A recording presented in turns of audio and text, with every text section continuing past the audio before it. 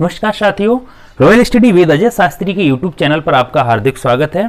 यदि आप किसी भी परीक्षा की तैयारी करते हैं तो इसमें जैसे डीएलएड 4th सेमेस्टर की आप तैयारी करते हैं तो इसमें 1857 की क्रांति को महत्वपूर्ण स्थान दिया गया है सामाजिक में। साथ ही साथ अगर आप यूपीएसआई की तैयारी करते हैं, जेल बॉर्डर पुलिस की तैयारी करते हैं, किसी भी कंपटीशन संबंधित परीक्षा की तैयारी करते हैं तो आप हमारे चैनल पर बने रहिए। आज हम आपको 1857 की क्रांति को पढ़ा रहे हैं। आपको पूरा टॉपिक अच्छे से समझ में आएगा, कोई भी क्वेश्चन आपका छूटेगा नहीं। 1857 की क्रांति हम आपको एक वीडियो नहीं बल्कि 2 वीडियो में बहुत अच्छे से समझाते हैं। तो अब तक आपने हमारे चैनल को सब्सक्राइब नहीं किया है तो आप सब्सक्राइब कीजिए। साथ ही साथ अगर आप डीएलएड की तैयारी करते हैं 4th सेमेस्टर या 2nd सेमेस्टर की, तो हम आपके लिए वीडियो बनाने वाले हैं। आप हमें कमेंट बॉक्स में अवश्य बताएं। तो आइए 1857 की क्रांति पे चर्चा करते हैं। सबसे पहले हम 1857 क्रांति के स्वरूप पे चर्चा करते हैं कि स्वरूप क्या है इसका स्वरूप है, इसमें क्रांति, कुछ लोगों ने इसे क्रांति का नाम दिया है, कुछ लोगों ने इसे विद्रोह का नाम दिया है और कुछ विद्वानों ने इसे स्वतंत्रता का नाम दिया है और कुछ विद्वान इसे सैनिक विद्रोह का नाम देते हैं। तो सबसे पहले हम चर्चा करते हैं स्वरूप के बारे में। तो 1857 की क्रांति के स्वरूप के बारे में विद्वानों में विभिन्न मत हैं, अलग अलग मत हैं। तो जितने भी पश्चिमी देश के विद्वान हैं उन्होंने अपने साहित्यों में सैनिक विद्रोह कहा है, सैनिकों का एक विद्रोह कहा है। और जितने भारतीय विद्वान हुए हैं, साहित्यकार हुए हैं, उन्होंने सभी इतिहासकारों ने 1857 की जो क्रांति थी उसे क्रांति का नाम दिया है, कुछ ने विद्रोह का नाम दिया है और कुछ लोगों ने इसे प्रथम स्वतंत्रता संग्राम भी कहा है। तो प्रश्न यहां से कई बार पूछे जाते हैं कि 1857 की क्रांति को सैनिक विद्रोह किसने कहा है। तो जितने पश्चिम के विद्वान हैं, इतिहासकार हैं पश्चिमी देशों के, उन्होंने एक सैनिक विद्रोह कहा है। बाकी सभी ने क्रांति, विद्रोह और स्वतंत्रता के नाम से पुकारा है। जो भारतवंशी हैं अर्थात जो भारतीय लोग हैं उन्होंने प्रथम स्वतंत्रता संग्राम कहा है 1857 की क्रांति को, और विद्रोह का भी नाम दिया है, साथ ही क्रांति का भी नाम दिया है। कुछ इनको पढ़ने से पहले कुछ महत्वपूर्ण बिंदुओं पर चर्चा किए लेते हैं। सबसे पहले हम देखते हैं कि ब्रिटेन के प्रधानमंत्री कौन थे। जब 1857 की क्रांति हुई थी उस समय ब्रिटेन के प्रधानमंत्री पॉर्मस्टन थे, भारत के गवर्नर जनरल कैनिंग थे और जो 1857 की क्रांति हुई थी उस समय मुगल सम्राट बहादुर शाह द्वितीय थे। तो जो बहादुर शाह द्वितीय थे वो एक बुजुर्ग थे, हालांकि इन्हें बना दिया गया था लेकिन ये पूर्ण रूप से इनका वो था ना, ये बुजुर्ग होने की वजह से ये सारे काम नहीं कर पाते थे। तो जो एक वास्तविक सेनापति था वक्त खां, उसने सारे कामकाज वहां पे संभाले थे। तो 1857 क्रांति में मुगल सम्राट जो दिल्ली के थे वो बहादुर शाह द्वितीय थे। विद्रोह दबाने के लिए जो एक सेनापति नियुक्त किए गए थे वो कैंपबेल थे। तो 1857 की जो क्रांति शुरू हुई थी उसे दबाने के लिए आपके कैंपबेल को नियुक्त किया गया था। विद्रोह का प्रतीक क्या था? कमल और रोटी। तो ये 1857 की क्रांति का प्रतीक था। यहीं से सर्वाधिक प्रश्न पूछे जाते हैं। अब हम स्वरूप समझ चुके हैं, स्वरूप क्या है। हमने कुछ अपने तरीके से यहाँ पे प्रश्न लिए हैं जिनको आप बहुत अच्छे से याद कर सकते हैं, समझ सकते हैं। तो हम आपको स्वरूप बता चुके हैं कि क्रांति, विद्रोह और स्वतंत्रता, ये भारतीय इतिहासकारों ने 1857 की क्रांति को नाम दिया है। और सैनिक विद्रोह जो पश्चिमी देश के साहित्यकार या इतिहासकार हुए हैं उन्होंने इसका नाम विद्रोह दिया है, सैनिक विद्रोह दिया है। अब हम बात करते हैं कारण। कितने कारण हो सकते हैं? सबसे पहले हम चर्चा करते हैं राजनीतिक कारण। राजनीतिक कारण, जो राजनीतिक कारण थे उनमें क्या था कि जो लॉर्ड डलहौजी था उसकी जो हड़प नीति थी, हड़प नीति, डलहौजी की हड़प नीति थी जिसकी वजह से ये विद्रोह शुरू हुआ। उसके बाद और भी चीजें थी जैसे अवध पर कब्जा कर लेना, इस तरीके की बहुत सी राजनीतिक जो गतिविधियां हो रही थीं, इसकी वजह से 1857 की क्रांति का उदय हुआ। इसके बाद हम चर्चा करते हैं कुछ राजनीतिक कारण भी रहे और कुछ आर्थिक कारण भी रहे। आर्थिक कारणों में हम देखते हैं कि कर में वृद्धि कर दी। जो अंग्रेज थे उन्होंने जो कर था उसमें वृद्धि कर दी, और जो उद्योग धंधे थे, उद्योग धंधे जो थे वो बंद होने की कगार पे आ गए थे।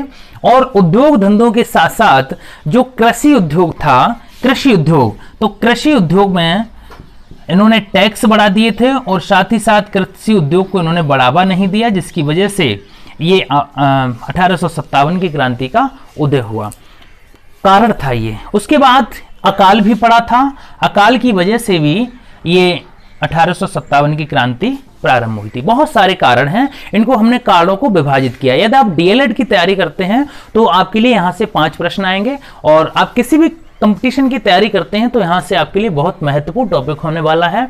इसके बाद कारणों में हम चर्चा करते हैं राजनीतिक और आर्थिक कारण के बाद कुछ सामाजिक कारकों की भी चर्चा करते हैं।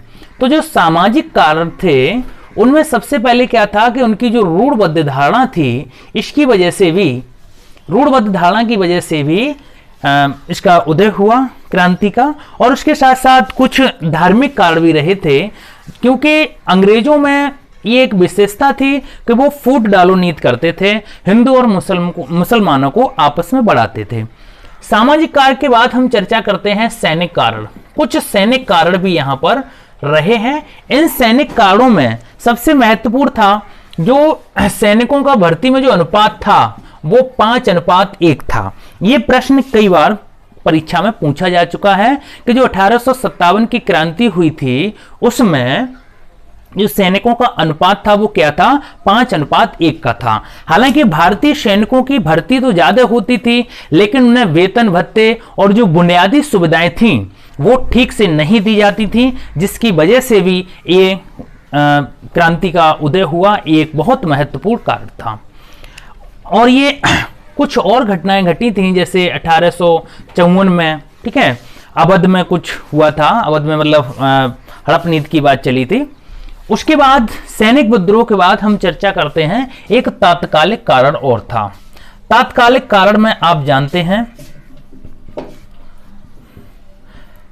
तात्कालिक कारण था कि एक जो राइफल थी, तो विदेश से जो राइफलें आई थी उनमें जो कारतूस पड़ता था, तो उस कारतूस में गाय और जो शुअर होता है उसकी दोनों चर्बी का मांस मिक्सर होता था, और जो निव होता है उस पर लगाया जाता था। उसके बाद उसे मुंह से खींचा जाता था। खींचने के बाद कारतूस को बंदूक में डाला जाता था, उसके बाद चलाया जाता था। इस वजह से भी ये एक बहुत महत्वपूर्ण तात्कालिक कारण था, ठीक है। और इसकी शुरुआत जो है, तत्कालिक कारण की शुरुआत पता लगा था जनवरी 1857 में। और ये पता कहां चला था, ठीक है। अब हम एक और पॉइंट पर चर्चा करते हैं। अब हम चर्चा करते हैं, ये इतने सारे आपके कारण हो गए, बहुत सारे कारण हैं। यानी राजनीतिक कारण में डलहौजी और अवध नीति पर चर्चा कर ली है हमने। आर्थिक कारण में कर वृद्धि कर दी गई, तो उद्योग धंधे बंद कर दिए गए थे। उसके बाद कृषि उद्योग भी फीका पड़ गया था और अकाल की स्थिति आ गई थी, जिसकी वजह से 1857 की क्रांति एक कारण बन के आया था।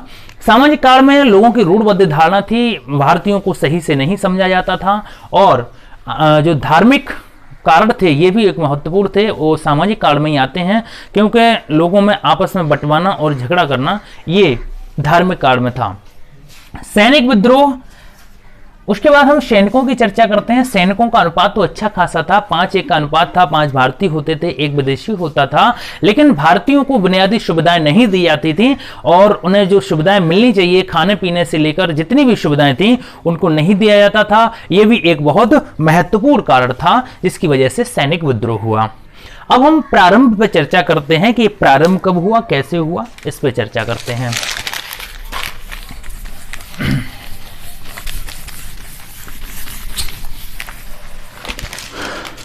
तो स्वरूप हमने जान लिया है, कारण भी हमने जान लिए। हम देखते हैं कि अब ये 1857 की क्रांति प्रारंभ कैसे हुई। तो सबसे पहले 1857 में जनवरी 1857 में सबसे पहले एक दमदम जगह है, क्या है, दमदम। तो सबसे पहले 1857 में एक दमदम स्थान है जो पश्चिम बंगाल में है। पश्चिम बंगाल में सबसे पहले एक चर्चा हुई। चर्चा ये सबसे प्रश्न पूछा जाता है कि सबसे पहले चर्चा कहां हुई, या सबसे पहले पता कैसे चला कि जो कारतूस हैं उनमें गाय और सूअर की चर्बी का मांस मिलाया जाता है। तो सबसे पहले जनवरी 1857 में दमदम एक स्थान है जो पश्चिम बंगाल में है, वहां पर सबसे पहले पाया गया, पता किया गया कि गाय और सूअर की चर्बी का मांस कारतूस में मिलाया जाता है। तो वहां से सबसे पहले चर्चा स्टार्ट होती है। उसके बाद ये चर्चा चलते चलते फरवरी 1857 में ये वरहानपुर तक आती है। तो वरहानपुर में भी ये चर्चा चली है। उसके बाद 29 मार्च 1857 को जो बैरकपुर था, आपने सुना होगा, यहीं से बताते हैं कि चली है क्रांति। बैरकपुर जो मेरठ में है, तो 34वीं इन्फेंट्री के एक सैनिक थे जिनका नाम था मंगल पांडे। तो मंगल पांडे ने सबसे पहले विद्रोह किया। मंगल पांडे ने, जब उन्हें राइफल चलाने को दी गई तो उन्हें पता लगा कि इसमें गाय और सूअर की चर्बी का मांस मिक्सर है, तो उन्होंने चलाने से इनकार कर दिया। जब उन्होंने चलाने से इनकार कर दिया तो कुछ गफलत हुई, तो उन्होंने 2 लोगों को वहां पे घायल कर दिया, जो एक लेफ्टिनेंट वाघ थे। प्रश्न पूछा जाता है कि उन्होंने, मंगल पांडे ने किसे अपने उससे घायल किया था, तो उन्होंने एक लेफ्टिनेंट थे,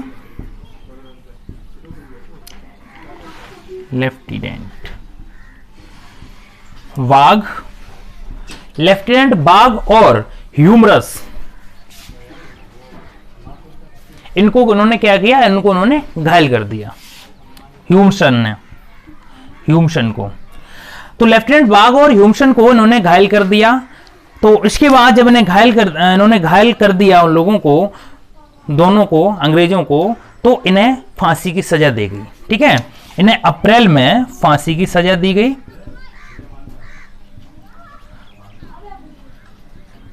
तो ये 1857 क्रांति में फांसी की सजा पाने वाले पहले सैनिक भी बने और इन्होंने विद्रोह भी किया था।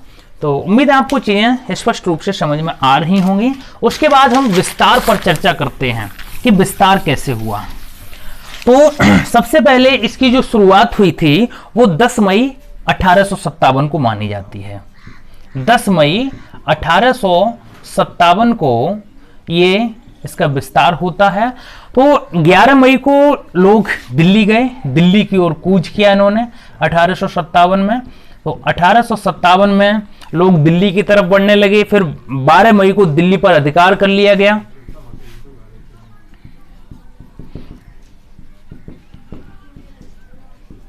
दिल्ली पर अधिकार कर लिया इन्होंने। इसके बाद फिर धीरे धीरे चीजें बढ़ती रहीं और जो मुगल बादशाह थे, मुगल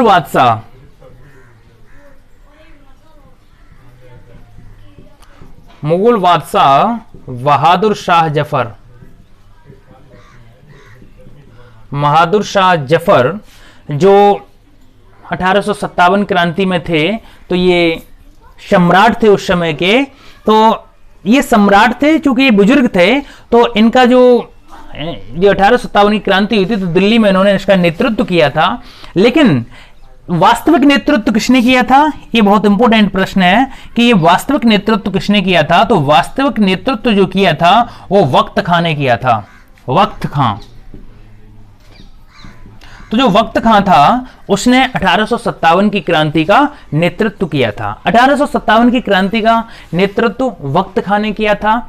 अब हम चर्चा करेंगे विस्तार के बाद असफलता के कारण, और असफलता के कारण क्या थे इन पे चर्चा करते हैं। तो कुछ क्षेत्र हैं जहां पे 1857 की क्रांति का विद्रोह हुआ था। तो सबसे पहले देखते हैं दिल्ली। तो दिल्ली में जो शासक थे वो कौन थे, बहादुर शाह द्वितीय थे।